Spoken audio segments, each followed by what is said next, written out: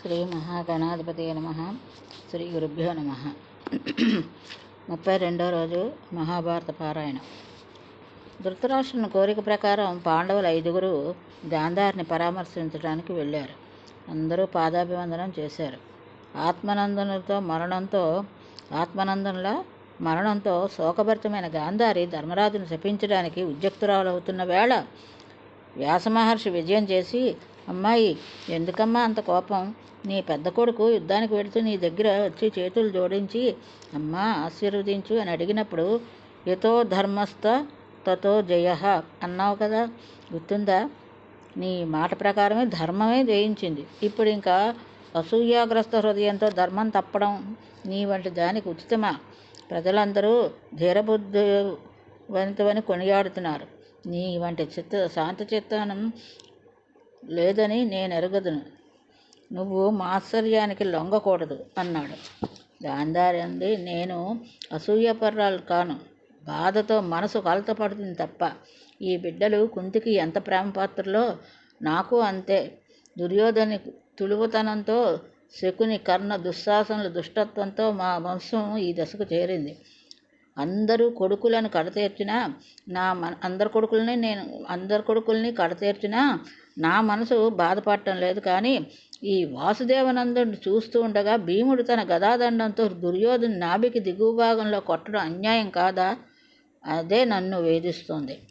ఆ మాటలు వింటూనే భీముడు గజగజ వణుకుతూ, అమ్మ, ధర్మమో అధర్మమో ఆలోచించే అవకాశం లేదప్పుడు. ప్రాణరక్షణ కోసం అలా చెయ్యక తప్పలేదు. ఇప్పుడు న్యాయాన్యాయాల గురించి మాట్లాడుతున్నారు కనుక చెప్తున్నాను. ఇంతకాలంగా మీరు ధర్మరాజుకు చేసిన పరాభవాలన్నీ న్యాయసమ్మతాలేనా? అవన్నీ ఎందుకు? ద్రౌపది రజస్వలై ఏకవస్త్రంతో ఉండగా నిండు సభకు రప్పించి ఎన్ని కూతలు కూశారు మీ వాళ్ళు. అక్కడితో ఆగారా? ఆ పుణ్యశీలకు తన తొడలు చూపించాడే నీ కొడుకు. అప్పుడు మనసు ఉడికిపోయి నా గదాదండంతో తొడలు విరగ్గొడతానని ప్రతిజ్ఞ చేశాను. అప్పుడే చేసేవాడిని. కానీ అన్నగారు అడ్డు చెప్పడంతో ఆ మాటకు కట్టుబడి ఆగిపోయాను. అంతేకాదు, ఈ వాసుదేవుని రాయబారానికి పంపుతూ మన అన్నదమ్ములం మన మధ్య కలహాలు చూసి 10 మంది వేలెత్తి చూపి ఆనందించకుండా శాంతంగా ఉందాము. పెద్దల మాటలు విని మా రాజ్యం మాకు ఇచ్చాయి అని చెప్పి పంపాను. నా ప్రతిజ్ఞ నెరవేర్చుకోకుండా తీరలేదు. యుక్తాయుక్త వివేకం గల నువ్వు ఆలోచించు అన్నాడు. గాంధారంది, నాయనా, యుద్ధంలో శత్రువులను చంపి పారేస్తారు, కానీ శరీరం చీల్చి పచ్చినెత్తేరు తాగే క్రూరాత్మలుంటారా? అప్పుడు భీముడు అన్నాడు, అమ్మా, అలనాడు సభలోకి ద్రుపదరాజనందరిని తెచ్చి వస్త్రాపహరణానికి వాడు సాహసించినప్పుడు నేను చేసిన ప్రతిజ్ఞ నెరవేర్చుకోవడానికి దుశ్శాసనుని గుండెల నుండి చేరే రక్తం దగ్గర పెదవి దించానే కానీ మనిషి రక్తం తాగడం మహాపాతకం అని ఎరగన? మరో మాట, అప్పుడు అలా రక్తస్రావం చేస్తున్నట్టు కనిపిస్తే ప్రతిపక్ష వీరులందరూ భయపడతారని తెలుసు. అంతే తప్ప తమ్ముడు రక్తం తాగే పాపిష్టివాడినా? గాంధారి అంది, సరే నాయన, 100 మందిని నేలకూల్చావు. అందరూ అన్యాయాలు చేశారా బాబు? ఈ ముసలితనంలో అందులకు ఊతకర్రగా ఒక్క బిడ్డను మిగిల్చిన నీ ప్రతిజ్ఞ తీరదనుకున్నావా? మిగిలిన ఒక్కడు మీ అన్నయ్యను రాజ్యం ఏలనివ్వకున్నాడా? ఇంతకు మహారాజుగా ఎక్కడయ్యా అంది. ధర్మరాజు అన్నాడు, అమ్మా, నేనిక్కడే ఉన్నాను. ఈ పాపాత్ముడిని శాపంతో కడతేర్చవమ్మా. ఈ భూమండలంలో రాజులను వారి అనుసరించిన వర్గాన్ని నాశనం చేసిన పాపికి దండన విధించవమ్మా. నాకెందుకీ రాజ్యం? స్నేహితులు, చుట్టాలు, బిడ్డలు అందరూ మరణించారు. ఈ ద్రోహబుద్ధికి రాజ్యభోగాలు ఎందుకమ్మా అని మాట రాక 2 చేతులు జోడించి నుదుట చేర్చాడు.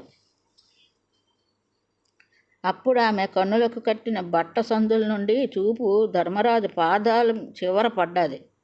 ఆ వేడికి ధర్మరాజు పాదాంగులు కంది ఎర్రబడ్డ చూసిన అర్జునుడు వాసుదేవుని వెనుకకు చేరి నిలబడగా భీమ, నకుల, సహదేవులు కళ్ళు తిరిగి గిర్రున దూరంగా నడిచారు. వెళ్ళి మీ అమ్మని చూసి రండి అనగా అందరూ కుంతీదేవి దగ్గరికి వెళ్ళారు. యుద్ధ సమయంలో శస్త్రాస్త్రఘాతాలతో బొబ్బలెక్కిన చోట్ల దువ్వి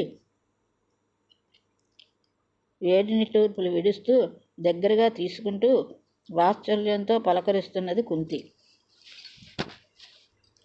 శోకదేవతా రూపంలో ధరించినట్టు కన్నీరే మేలుముసుగ్గా తడబడే అడుగులతో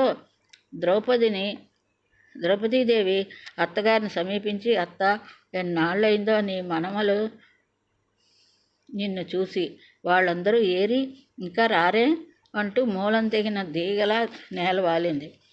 కుంతీదేవికి దుఃఖం కట్టలు తెచ్చుకొచ్చి తాను కూడా కోడలి వెన్ను మీద వాలి కొంతసేపు ఏడ్చి నెమ్మదిగా తేరుకుని ఆమెను లేవనెత్తి ఓదార్చి దగ్గరగా తీసుకుంది. అప్పుడు అందరూ గాంధారి దగ్గరికి వెళ్ళారు. ద్రౌపదీదేవి ఆమె పాదాల మీద పడి వెక్కి వెక్కి ఏడుస్తుంటే ద్రౌపదీదేవిని దగ్గరగా తీర్చుకుని, ఎందుకమ్మా ఏడుస్తావు? మీ అత్తగారిని చూసావా? ఒక్క మనవడు కూడా దక్కకుండా పోయాడు. ఈ గుండె బాధ చల్లారుతుందా తల్లి? నిన్ను నేను ఓదారుస్తున్నాను, మరి నన్ను నువ్వు ఓదార్చాలి. ఇద్దరం పుత్రశోకంతో బాధపడుతున్న వాళ్ళమే. ఇలా జరుగుతుందని నాడే చెప్పాడు విదురుడు. అయినా నేను ఆపలేకపోయాను. ఆ పాపానికి ప్రాయశ్చిత్తం తప్పదు. అంతా కాలవశం సాగవలసిందే. ఇంక శోకించి ప్రయోజనం ఏమిటి? ఊరుకో తల్లి అని ఓదారుస్తోంది గాంధారి ద్రౌపదీదేవిని. అనంతరం ఆ మహాపతివ్రతల శిరోమణికి వ్యాసమునీంద్రుని అనుగ్రహం వల్ల దివ్యదృష్టి లభించగా రణరంగం అంతా ఆవిడ కళ్ళు కట్టినట్టు అయింది. అక్కడికి వచ్చిన వ్యాసమహాముని వాళ్ళందరికీ అగ్ని సంస్కారాలు, పరలోక కర్మలు సాగించండి అని ధృతరాష్ట్రాదులకు చెప్పి వెళ్ళిపోయాడు. ఆ మాట వింటూనే అందరూ రణరంగం చేరి ఎవరి బంధువులు వాళ్ళు వెతుక్కుంటూ రోదన ద్వానాలంకారం ప్రారంభించారు. గాంధారి, దేవనందన, చూస్తున్నావా? అంతఃపురం విడిచి రాని ఎండకన్నెరుగని నా కోడళ్ళందరూ కన్నీటి వానలు ఎలా కురిపిస్తున్నారో అటు చూడవయ్యా. శల్యుడు, ద్రుపదరాజు, కర్ణుడు, ద్రోణాచార్యుడు, భీష్మాచార్యుడు వీళ్ళందరూ జ్వాల సన్నగిల్లిన కాంతి తగ్గిన అగ్నిలా ఎలా ఉన్నారో అడుగోనయ్యా. సుభద్ర కొడుకు గుణభద్రుడు, అభిమన్యుడు ఇందరి ప్రభలు చల్లార్చినవాడు. అతి మధురంగా వీణా వేణుగానంతో నిశ్చోత్సవం జరుపుకునే ఈ రాజవంశీయులందరూ సునక జంబూక నాదాల మధ్య పడి ఉంటే గుండె బద్దలవుతోంది. కస్తూరితో మంచి గంధం లేపనం చేసుకునే వీరందరి శరీరాలు మాంసబురదతో నిండి ఉన్నాయి. చూసావా? ప్రాణాలు పోయినా చేతితో కత్తి విడవలేదు కాబోలు. బీసిన పిడికిలు చూస్తుంటే వారు మరణించారని అనుకోగలమా?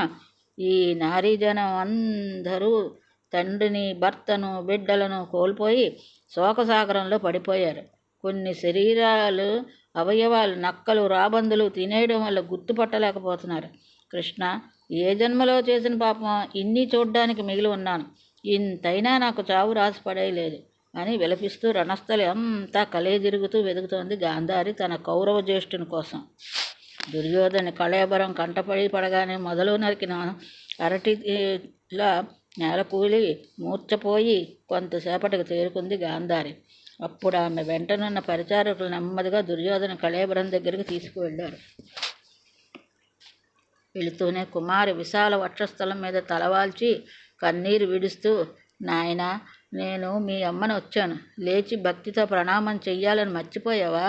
ఎంత దురదృష్టం! ఈ కటిక నేల మీదే పీనుగు గుంపుల మధ్య పడవలసి వచ్చిందా నీకు అంటూ విలపించి, దేవకీనందన, వీడు యుద్ధానికి బయలుదేరుతూ నా దగ్గరకు వచ్చి ఎంతో భక్తితో వినయంగా చేతులు జోడించి ప్రీతిగా మాట్లాడి, అమ్మా, విజయలక్ష్మి నన్నే వరించాలని ఆశీర్వదించు అన్నాడు. అప్పుడు నేనేమన్నానో తెలుసా? యతో ధర్మస్తతో జయ, ధర్మానికి జయం లభిస్తుంది నాయన అన్నాను. అలా ఎందుకన్నానని నువ్వు అడగవచ్చు కృష్ణ. నాడు జోదంలో జరిగినాడు వీడు చేసిన అకార్యం చూసిన ప్రజలందరూ భయంతో గదగదలాడుతూ ఈ పాపానికి ప్రాయశ్చిత్తంగా సర్వ కురుకుమారులతో వీళ్ళందరూ మరణించి తీరతారు, అంతకంటే తక్కువ శిక్ష లేదు అనుకున్నారు. అది జరిగి తీరుతుంది. ప్రజావాక్యం. దాన్ని విన్న నేను, వీడు నా కన్న కొడుకు కదా అని ప్రియంగా మరో మాట మాట్లాడితే నా ప్రతిష్ట చెడు తీరుతుంది. ఆ అప్రతిష్ట పాలు కావడం కంటే ఆత్మహాని లేదు. అంతేకాదు, ఇంకా ఏమన్నా తెలుసా నాయన? యుద్ధంలో వెనుదిరగబోతే అపఖ్యాతి వస్తుంది. అపఖ్యాతి కంటే చావు మేలు. రణరంగంలో నిలిచి పోరి పరలోకంలో అమరభోగాలు అనుభవించు అన్నాను. అన్నంత పని చేశాడు వీడు. కీర్తి ప్రతిష్టలు సాధించాడు. అయినా ఎందుకు ఇంత బాధపడుతున్నానంటే పుత్రశోకం. కడుపు తీపి వదలదు కదయ్యా. అదీ కాక ఈ వయసులో ఆయన దిక్కులేని వారు అయ్యారనే బాధ. ఒకనాడు సర్వ రాజలోకం వీని ఉభయ పార్శ్వాల వందిమాదగుల వలె నడిచేవారు. అటువంటి ప్రభు ఈ అవస్థలో పడితే గుండె తరిక్కపోదా? రత్నాలు పొదిగిన బంగారు ఆసనం మీద సుందరీమణులు ఈవెన్లు పడుతుంటే భోగాలు అనుభవించే ఈ మహారాజు ఈనాడు గద్దల రెక్కల గాలిలో ఉన్నాడు. మా మహామంత్రి విదురుడు చెప్పాడు, చెప్పారు, అయినా చెవికెక్కలేదు. విధి నెత్తి మీద కూర్చుంటే ఏమి వినిపిస్తుంది? 11 అక్షోణీలు కొలిచి రాగా యుద్ధానికి వచ్చిన ప్రభు ఏకాకిగా తన గదాదండంతో పోరు నడపవలసి వచ్చింది. చతురంగ బలాలతో రాజ్యలక్ష్మితో అలరాడుతున్నప్పుడు చూసి ఆనందించాను. ఈనాడు ఈ భోగాలన్నీ పరాధైనా చూడక తప్పట్లేదు అని అంటూ ఉండగా ఎదుట దుర్యోధన పత్ని కనిపించగా, కృష్ణ, బిడ్డ చావు కంటే కోడలు దుఃఖం నన్ను మరింతగా వేధిస్తుందయ్యా. ఈ బాధ ఎప్పటికి చల్లారుతుంది చూడవయ్యా. ప్రాణేశ్వరుడి గుండె మీద తల మోపి కన్నీరు కారుస్తూ మాట లేకుండా పడి ఉంది. కొడుకే కాదు, నా మనుమడు కూడా నేల కూలినాడు కదయ్యా. ఇంత కష్టం వచ్చినా నా గుండె బద్దలు కావటం లేదంటే దీన్ని ఇనుముతో చేసి ఉంటారు. బ్రహ్మదేవుడు కన్న తల్లి కట్టుకున్న భార్య ఏమైతేనే అనుకున్నాడు కాబోలు. వీరమరణం స్వర్గప్రాప్తి హేతువని చెప్పినా వేదాన్ని నమ్మి ఇలా చేశాడు అని కొంతసేపు ఏడ్చి మిగిలిన బిడ్డలందరినీ చూసావా? చేతులు కాళ్ళు తెగి తలలు మొక్కలై పడి ఉన్న వారిని చూస్తే గుండె చెరువు కాదా? మంచి గంధపు నీరు చల్లిన విదేశాల్లో కాలు మోపడానికి సంకోచించే నా రాణివాస స్త్రీలు నెత్తుటేర్ల మధ్య ఎలా రోధిస్తున్నారో. ఏ జన్మలో నేను ఆయన చేసుకున్న పాప ఫలమో, లేకపోతే 100 బిడ్డలను మాకు కాకుండా చేస్తాడా మీ ధర్మరాజు?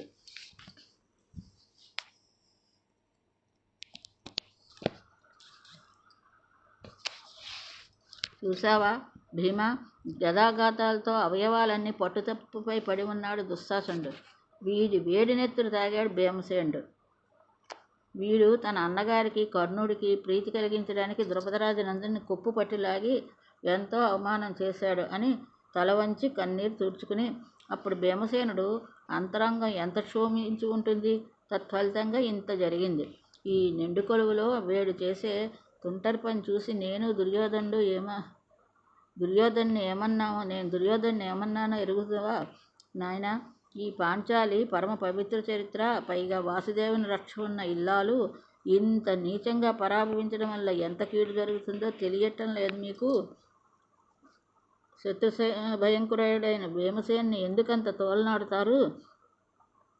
నా మాట విని పాంచాలిని విడిచిపెట్టండి అని అన్నాను. క్రూరుడు నీచుడు అయిన నీ మేనమామ శకునికి బెళ్ళగొట్టి పుణ్యశీలురైన పాండవులతో సఖ్యం చేసుకుని సుఖంగా ఉండు అన్నాను. అంటే వింటాడా? విధి వక్రించి నెత్తి మీద కూర్చుంటే ఆనాటి పరాభవ వాక్కులతో పగబట్టిన తాచులా భీమసేనుడు ఇంత చేశాడు. అందుకు తప్పు పట్టనయ్యా, తప్పు పట్టను. చూసావా, సింహం తన పంజాతో చీల్చి పారేసిన ఏనుగు ఎలా ఉన్నాడో దుశ్శాసనుడు అని మరింత ముందుకు సాగింది. ఎదురుగా వికర్ణుడి దేహం కనబడ్డాడు. కృష్ణ, నల్లబొబ్బుల మధ్య మెరుపుతీగల మత్తేబ కళేబరాల మధ్య ఎలా ప్రకాశిస్తున్నాడో వీడు వికర్ణుడు. ధనుర్విద్యాభ్యాసం వేళ నారీ సారించడంలో రాయిలా గట్టిపడ్డ ఈ బిడ్డ ముంజేతిని తన వాడి ముక్కుతో చీల్చలేకపోతుంది ఆ గద్దపిల్ల. అదుగో వాని భార్య కాకుల మధ్య గద్దల మధ్య పడి రోధిస్తోంది. అదుగో అది దుర్ముఖుని కళేబరం. నక్కలు తోడేళ్లు తినగా మిగిలిన వాని వదనం సప్తమి చంద్రబింబంలా కనిపించటం లేదు కృష్ణ. అదుగో వాడు వివింసంతి నిరంతరము సుందరీ జన్నాట్యాలతో సంగీత సల్లాపాలతో ఉండేవాడు. ఇప్పుడు నక్కల అరుపులు వింటున్నాడు. ఎవరయ్యా ఈ బాలయోధుడు? అలసిపోయి నిద్రిస్తూ కనిపిస్తున్నాడు. నీ మేనరుడు సుభద్ర కొడుకు అభిమన్యుడు కదూ. యుద్ధం మీద వేడుకతో మహామహులు పన్నిన వ్యూహంలో ప్రవేశించి రథ గజ తురగ వాహినులు చికాకు పరిస్తుంటే తాళలేక దుర్యోధన, ద్రోణ, కర్ణ, శల్య, కృప, అశ్వత్థామాది యోధులందరూ ఏకమై చుట్టుమట్టి పడిగట్టారు వీణ్ణి. చూడవయ్యా, ఈ బిడ్డ నిన్న మొన్నటి దాకా సిగ్గుతో చెలికెత్తు చాటు నిలబడి చూసేది ఈ బాలుని. ఇప్పుడు వాని గుండె మీద తలవాల్చి ఏడుస్తోంది. తన తొడ మీద వాని తల ఉంచుకుని అరచేతి నుదురు తుడుముతూ కన్నీరు కారుస్తోంది. ఏమంటుందో విన్నావా? దేవసముడైన అర్జున్ని నందనుడవు, అచ్యుతుని మేనలుడవు. ఎవడు నిన్ను నేలకూల్చింది? ద్రోణాచార్యుల వారు, రాధయుడు, కృపాచార్యులు, అశ్వత్థామ వీళ్ళంతా మహాయోధులని, నీతి తప్పని వారిని విన్నానే. వాళ్ళందరూ ఏకమై నిన్ను ఎదుర్కొన్నప్పుడు వారి అంతరాత్మలు ఎంత క్షోభించాయో. సర్వ శత్రు సంహారం ద్వారా భూమండలం అంతా లభించిన మీ పెద్దలకు సుఖమెక్కడుంటుంది? నువ్వు లేనప్పుడు. ప్రాణేశ్వర, నీ ప్రాణం పోయిందని తెలిసి కూడా నేను ఇంకా ఎలా బతికి ఉన్నాను? నిండా 6 నెలలు కూడా పూర్తి కాలేదే నా పాణిగ్రాహం చేసి అని విలపిస్తూ ఉంటే ఆమె తల్లి బంధువులు వచ్చి గుండెలు చేర్చుకుని తీసుకువెళ్తున్నారు. ఉత్తరం అన్నమాట. నీ పాండవులందరూ భుజబల పరాక్రమాలను తృణప్రాయంగా భావించి నా బిడ్డ ఈ యుద్ధానికి సిద్ధపడ్డానికి కారణభూతుడైన మహావీరుడు కర్ణుడు అడుగో. ఈ వీరుడు రోషదూషితుడు, పరవశభాషి అయినా ధైర్యధనుడు, దానశీలి. దుర్యోధని ఆశలన్నీ వీని అరచేతిలో ఉండేవి. అదుగో ఆ యోధుని నారీజనం ఎలా విప్లవిస్తున్నాదో చూడు. అందరికంటే గుండెలు బద్దలయ్యాగో శోభిస్తోంది తల్లి రాధ. కాకులు గద్దలు తినగా మిగిలిన అతని వదనం కృష్ణపక్ష చతుర్దశి చంద్రుని వలె ఉందయ్యా. మా కురువృద్ధుడు బాహ్లికుని చూసావా? నేల కూలిన ముఖకాంతి తగ్గలేదు. పూర్ణిమ చంద్రకాంతులు ఏంచుంది ఆయన వదనం. ఆనాడు అరణ్యంలో ద్రౌపది చెయ్యి పట్టినాడే వీడు మృతుల్లో లెక్క. ఆనాడు వాడు తమ సోదరు దుస్తల సౌభాగ్యాన్ని తలచి వదిలిపెట్టినాడు. కానీ ఆ పాపలం మెన్నాడి పట్టి కుదిపింది. ఎందరు యోధులు వీడి ప్రాణరక్షణ కోసం కంచుకోట కట్టినా నిలసని కాలం అర్జున్ రూపంలో వీడిని కబళించింది. అదిగో నా బిడ్డ దుశ్శల తన భర్త శిరస్సు దొరకక ఎలా వెర్రి పరుగులు తీయబడుతోందో. ఆనాడు అర్జునుడు ప్రతిజ్ఞ చేసినట్టుగా వీని తన భర్తతో ఈ బిడ్డ ఏమన్నాదో ఎరుగుదువా? కురుసేన మీద విశ్వాసం వద్దు. మా విజయుడు శపథం చేశాడంటే అది తిరిగి జరుగుతుంది. కనుక ఇప్పుడు వెళ్ళి ధర్మరాజును శరణు పెడితే ఏ ప్రమాదం ఉండదు అని అంది. వింటున్నావా దాని విలాపం? నా సౌభాగ్యం పోతుందని తెలిసి ఈ అవస్థ నా నుదుట రాసి సంతోషిస్తున్నారా అన్నయ్య అంటుంది. విన్నావా అని ముందుకు సాగి, ఇదిగో వారి మేనమామ కదా శల్యుడు, సాక్షాత్తు మాద్రికి తోడబుట్టినవాడే. అయినా కూడా వదలలేదు ధర్మరాజు. అదిగో ఆ శరీరం బోర్లా పడి ఉంది. నుదురు నేలకు ఆని నాలుక బయటపడింది. ఆ నాలుకను కాకులు పొడుచుకు తింటున్నాయి చూసావా? అదిగో మా వంశోద్ధారుడు శాంతనవుడు తండ్రి కోసం రాజ్యం విడిచాడు, బ్రహ్మచార్య దీక్ష వహించాడు. పౌరుషానికి ఆయన కదయ్యా మరెవరు చెప్పినా. అటు దేవసేనాని కుమారస్వామి, ఇటు మా వంశవృద్ధులు భీష్ములు. కల్పాంతవేళ ప్రచండ బాణుడుగా చల్లబడి భూమి మీద పడినట్లు అనిపిస్తుంది ఈయన చూస్తూ ఉంటే ఈ శరతల్పం మీద. వాళ్ళెవరు? ధనుర్వేద ద్రోణాచార్యుల, ఇంద్ర పరశురాములు ఎరిగిన అస్త్రాలన్నీ ఈయన ఆధీనంలో ఉన్నాయి. మా కురువంశీయులు మీ సాత్యాకి అందరూ శిష్య సంతానమే. వీరుడున్న వాడల్లా తలవంచిన మొక్కవలసిన పాదాలవి. ఇప్పుడు ఆ పవిత్ర పాదాలను నక్కలు కొరుకు తింటున్నాయి. అదుగో కృపాచార్య సోదరి కృపి, ద్రోణుల సతీమణి రోదన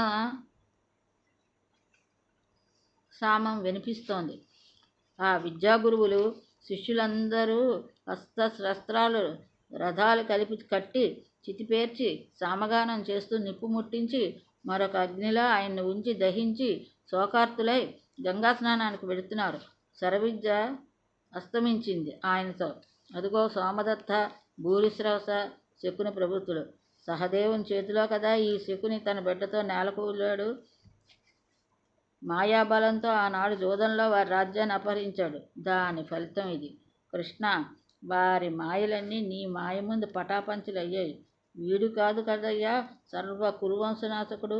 మేలు చేస్తాడని దుర్యోధను చేరి మొత్తం అందరినీ నేల కరిపించిన క్రూరుడు వీడు.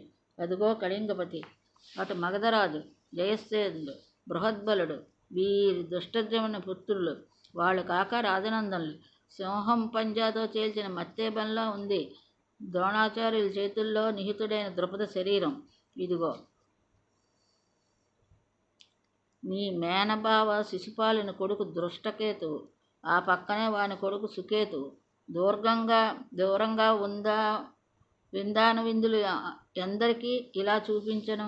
అందరూ చెప్పారు ఇలా అవుతుందని, కానీ వినలేదు, ఫలితం అనుభవించారు అని కొంతసేపు దుఃఖించి ఊరడిల్లి అంతలోనే కోపోజితుడై, ఓ యదువంశకుడా, సర్వకార్యసాధుడు అయిన నువ్వు సంకల్పించి ఉంటే ఈ కుటుంబ కలహం శాంతంగా పరిష్కారం అయ్యేది కాదా? ఉపేక్షించి సర్వ రాజవంశ నాశనం చేశావు.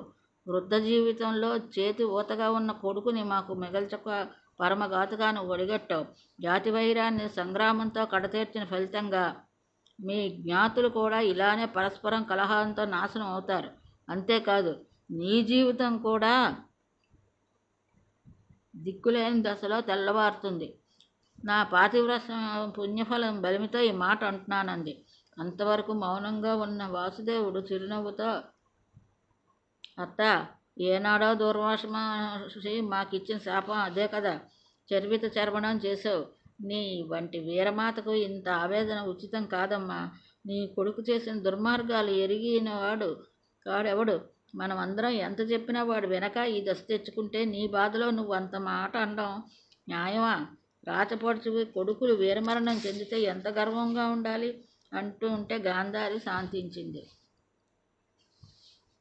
అనంతరం ధృతరాష్ట్రుని ఆజ్ఞానుసారం అందరికీ ధర్మరాజు తన పురోహితుడు సర్వవేద కర్మనిరతుడైన ధౌమ్యం చేత అపరకర్మ సాగించడానికి నిశ్చయించి విదురుని పిలిపించి సంజయుని రావించి, భరతవంశీయులకు తప్ప మిగిలిన వారందరికీ అగ్నికార్యం మీరు నిర్వహించండి అని దహన సంస్కారాలు పూర్తి చేయించాడు.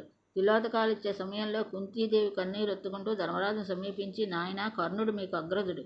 భాస్కరుని దయవలన కవచకుండలాలతో వీడు నాకు కలిగాడు అంది. ధర్మరాజు, అమ్మా, ఈ మాట ముందే చెప్తే ఇంత జరిగేది కాదు కదా అని కొంతసేపు గోలున ఏడ్చాడు. అనంతరం యథోచితంగా కర్మకాండ ముగించి భూరి దక్షిణలతో అన్నదానాలతో అందరినీ తృప్తులు గావించి వారి అభినందనతో ఆనందించాడు అని వైశంపాయనుడు స్త్రీ పర్వానికి స్వస్తి పలికాడు. ఇది ఈరోజు మహాభారతం. ఇంతటితో స్వస్తి.